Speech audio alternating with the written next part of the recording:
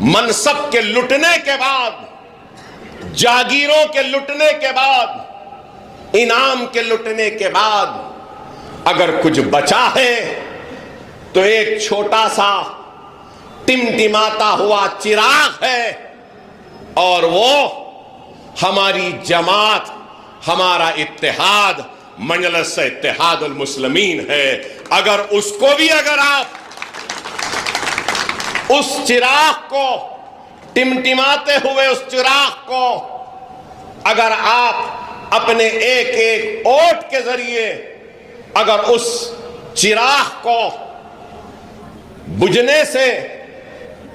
بچائیں گے نہیں تو پھر بتاؤ میرے بھائی، ہم جائیں تو کس کے پاس جائیں؟ اگر آج اپنے خطاب کے ذریعے، اپنی کارکردگی کے ذریعے، اپنے کام کے ذریعے میں آپ کے دل پر دستک دے رہا ہوں اور آپ کے دل سے سوال کر رہا ہوں، سوچو میری اس بات کو۔ بے شک بہت ہی صبر آزما حالات ہیں، لیکن الحمدللہ اللہ کا شکر ہے کہ اس سرزمین دکن پر مجلس ہے، آپ کا اتحاد ہے، آپ کی دعائیں ہیں، آپ کی وابستگی ہے، اور آپ کی وجہ سے ہم جیسے قائدین ہیں تو ہم میں اور دوسرے ہندوستان کے حصے میں رہنے بسنے والے مسلمانوں میں بہت بڑا فرق ہے۔ کیا ہے یا نہیں بتائیے؟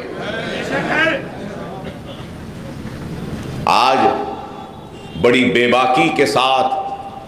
بڑی جرت کے ساتھ، بڑی ہمت کے ساتھ سینہ تان کر ہم اپنی حق کی لڑائی لڑ رہے ہیں، لیکن دیکھو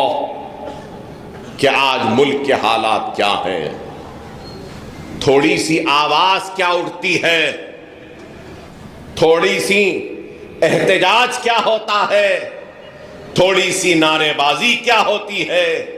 کہ صبح کا سورج نکلتا ہے اور ہمارے بستیوں اور گھروں کا رخ بلڈوزرز کرتے ہیں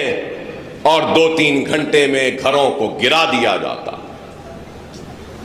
ارے کیسے حالات ہیں؟ ارے ان حالات میں بھی اگر ہم ان حالات کو دیکھ کر بھی اپنے صفوں میں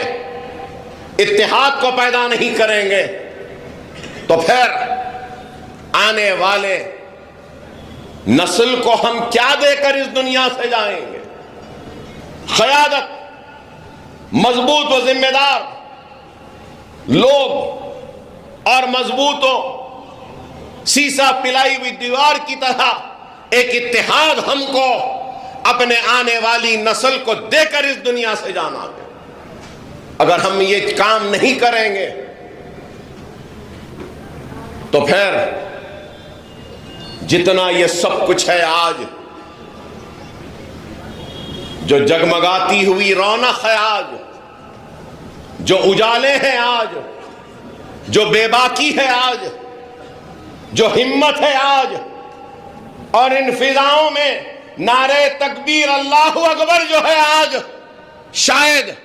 ہمارے انتشار کی وجہ سے یہ سب کچھ کمزور ہو جائے۔